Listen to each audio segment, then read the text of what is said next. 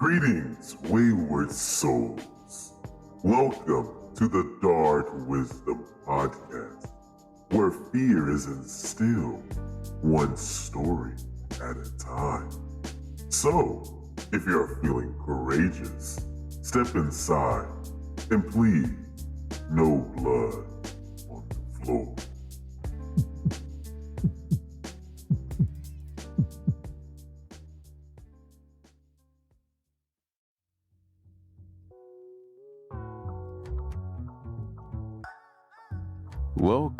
Welcome back, ladies and gentlemen. It seems the call of the dark was not enough to keep you away. Very well. I'd like to welcome you back to the House of Shadows, where you get entertainment and, of course, dark wisdom. I'm your master of ceremonies and lore keeper Thoth, but you knew that already, didn't you? Do you hear that? That is the sound of the night calling out to you. It never fails to chill the blood, if I had any. I have a special treat for you, ladies and gentlemen. We are going on a trip to a place that is out of this world.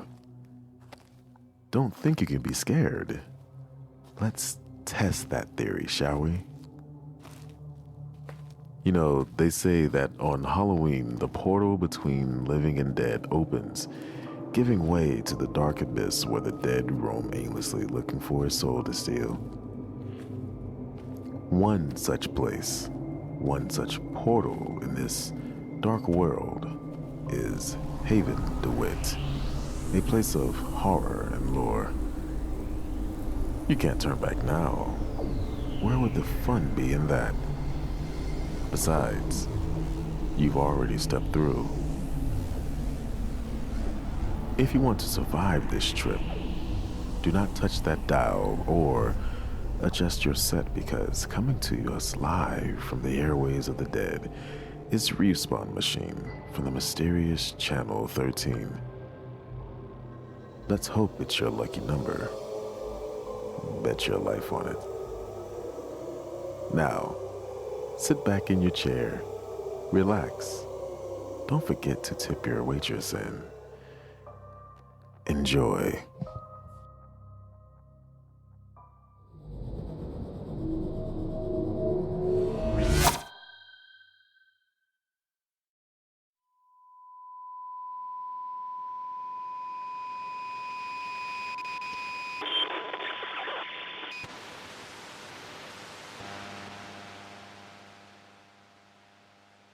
Thanks, T. This is Respawn Machine, creator and host of The Night Shift on Channel 13, which you can catch Monday through Friday at 8:30 if you live in Pontomac County. If not, you can see me at twitch.tv/respawnmachine. Be sure to stop by. Tonight, I'm going to tell you a story from my hometown. Before I moved out to Haven DeWitt, I was a native of Syracuse, New York, the Salt City. If you're a native like me, perhaps you've heard of the 13 Curves. The 13 Curves, more commonly known as Cedar Vale Road, is just southwest of the city proper and is only a mile in length. But what it lacks in length, it more than makes up for in reputation. You see, this stretch of Cedar Vale Road is particularly treacherous, set in thick forest, narrow and winding, with a steep embankment on one side. It can be dangerous to navigate in the darkness or in inclement weather, as sometimes a trick of the eye in the drop-off makes the road appear to be going straight ahead, until you get up close and realize it's yet another curve. Signs on either side of the stretch warn drivers to slow down, and it's not uncommon for local drivers to count the curves as they drive, just to be safe. But the reason this road is so well known isn't the road itself, as dangerous as it can be. No, the reason we all know of the 13 Curves in Syracuse, New York, is because of the woman in white who can sometimes be seen standing by the road at the final curve, moments before you break through the thick forest to see the light of the moon again. She only seems to appear at the last second, no time to slow down, but observers have said that she wears a white dress like a bride, and there are leaves in her hair. She has a faint, ethereal glow, and her sad face is streaked with mud and tears. I saw her once as a little girl, driving home with my family after a children's choir concert, of which I was a part of. I was about 10. My father was driving, and neither he nor my mother saw her. But as my siblings dozed off in the back, I saw her in the distance among the trees through the passenger side back window. I didn't know what I had seen at the time, as I was not a big fan of ghost stories as a small, easily frightened child. So I assumed she was just somebody who lived nearby, taking a walk, in a forest, late at night. Because that makes sense.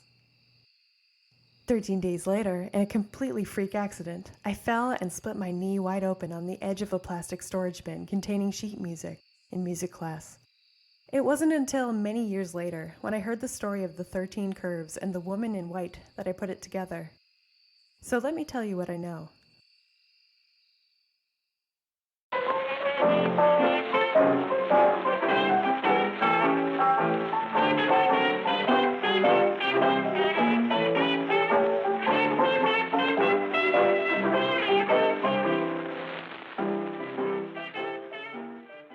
It was smack dab right in the middle of the Roaring '20s. Elsie Hayworth and William Folgate were in love. They were an unconventional match. Elsie's father was an attorney who had, a few years earlier, risen to great fame and wealth after successfully defending a local factory owner in a lawsuit. After he was successful, he began to be sought out by tycoons all over the Northeast, though he preferred to stay in Syracuse with his family and community. The Hayworths were, in today's parlance, loaded, but they were considered new money and were not necessarily welcome into the high-crust, old money circles. This is where William Folgate comes in. He was the son of a once prominent carriage maker, Charles Folgate, who had seen a great decline in his fortune after the advent and introduction of Henry Ford's mass-produced automobiles. They still ran with the high society circles, but their once great wealth was waning, and they went to great lengths to disguise this from the general public.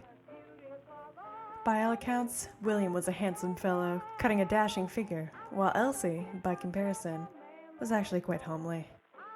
This gave William's family all the more reason to disapprove of the girl, but he did not care. He was smitten. She may have not been a beauty queen on the outside, but on the inside, she was Artemis, Athena, and Aphrodite all rolled into one.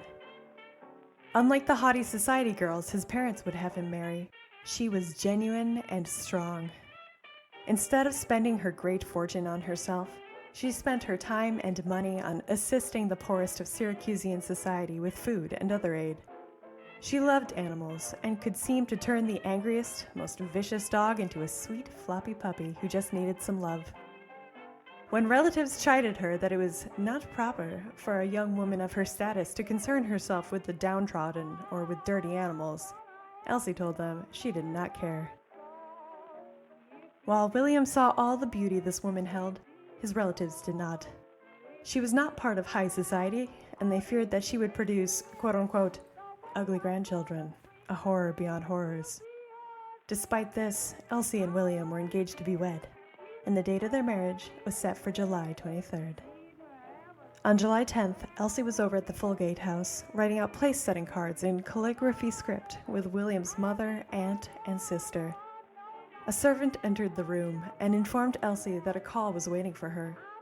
Elsie trekked to the other side of the house to take the call from her mother regarding a floral arrangement for the couple's table. Upon returning to the room where she had been working, it seemed that the other women had not heard her approach, as they continued to talk, and it did not sound nice. "I'm certain it's only for the money," she heard Mrs. Folgate say. "Otherwise my William could do so much better." "You think he's just looking out for the family?" asked her sister, chortling. "Of course, he'll marry her, get some of her fortune, then abandon her, and find a proper specimen to be mother of his children." Elsie felt her head spin. She felt sick.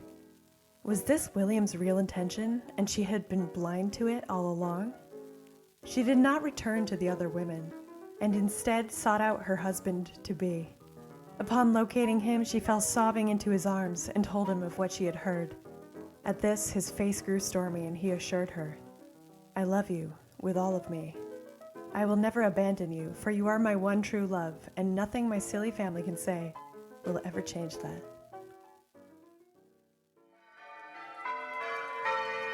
The day of the wedding finally came. Despite everything, it would be considered a joyous occasion, with family and friends from both sides coming together to eat and drink and dance in celebration. It seems that William had spoken to the offending parties, as they were cordial, even friendly, to Elsie.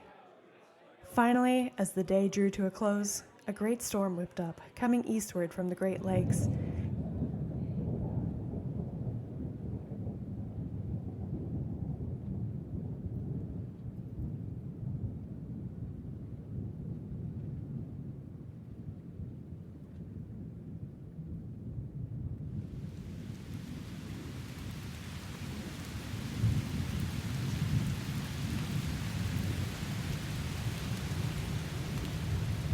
It had been a long day, and even though they were both incredibly happy, they were equally exhausted. The rain came down in sheets, obscuring the car's dim headlights. William drove cautiously, but tired as he was, it wasn't enough. As the car made its way down Cedarvale Road, William knew that the treacherous 13 curves were just up ahead. He had driven them many times, and like many other drivers who passed this way, he would count them as he went along. Elsie sat, barely awake, in the passenger seat. William pressed into the forest, carefully staying in his lane of the narrow road, gently taking the curves, knowing that hitting them too fast would be disastrous in this weather. He counted 13 and confidently prepared to exit the forest, but in his exhaustion, he counted wrong.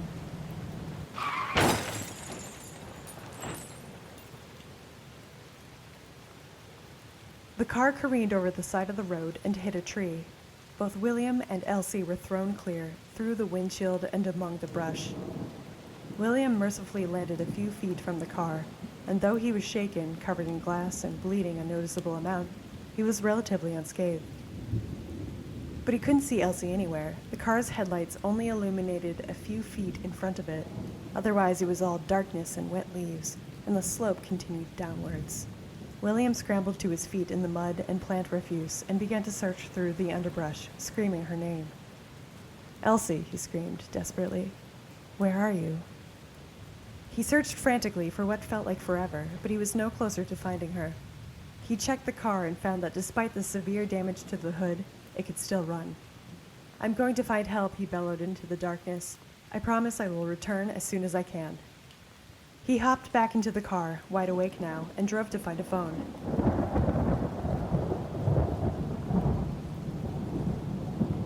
He first found a gas station. They were closed up due to the storm. Finally, he found a small grocer that was in the process of closing for the night, and he convinced them to let him use their phone. He called emergency services, who assured him that they were on the way. A stock boy agreed to help search, and after the grocer equipped them with flashlights, they returned to the 13 curves on Cedarvale Road.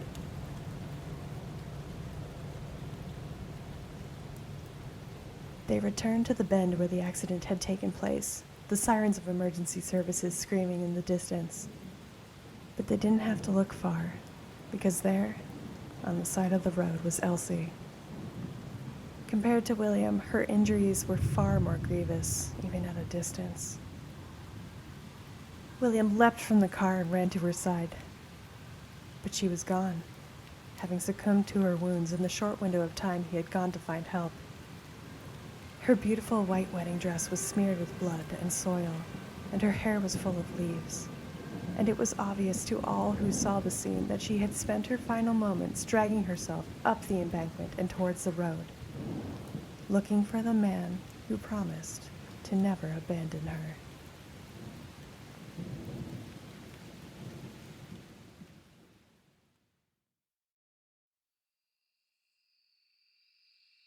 Now they say that Elsie haunts the 13th curve, looking for William. Her dress is torn and there are leaves in her hair, but despite what William's family thought, those who get a look at her tear-stricken face claim her to be quite beautiful. If you see her on the road at night, they say you should count the days, because on the 13th day, bad luck is sure to find you.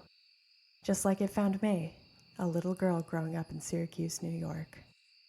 Not much is known for sure about William's fate. But they say that while Elsie haunted the road, William haunted bars and houses of ill repute, his handsome face now sickly, whittling away what little fortune was left on alcohol and cheap thrills, always searching for something that he would never again be able to find. And that's the story of the 13 Curves on Cedarvale Road, outside of Syracuse, New York, in Onondaga County. If you ever find yourself up that way, visit the original Dinosaur Barbecue, Funk and Waffles, Alto Cinco, and Middle Ages Brewing. Take a walk down Westcott Street, through SU's campus, and past the iconic Niagara Mohawk building. But if you find yourself on Cedarvale Road, drive safe and count the curves. And if you do see Elsie lingering by the side of the road, count the days. Because on the 13th, you might just want to stay home, or at the very least, away from the 13 curves. After all, I'm sure Elsie wouldn't mind some company. This has been Respawn Machine, host of the Night Shift on Channel 13. Have a great night. Back to you, Thaw.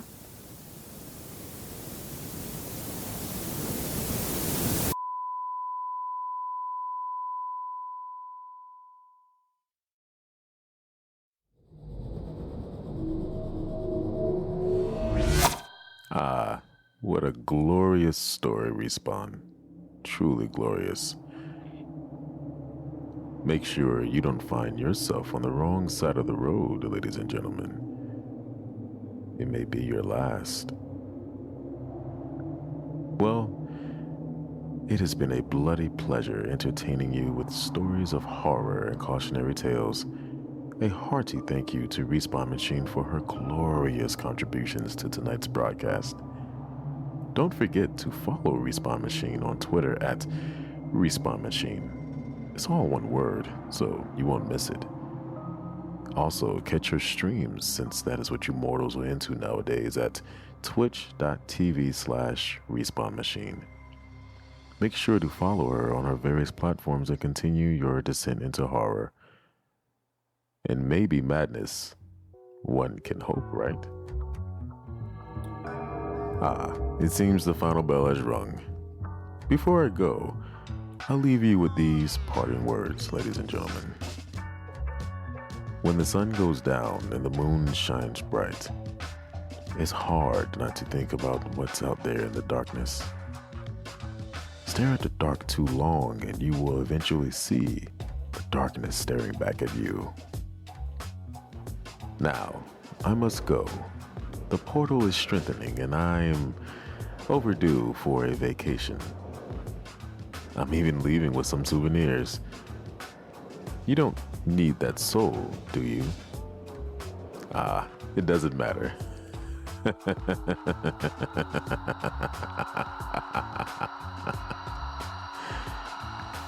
See you next year.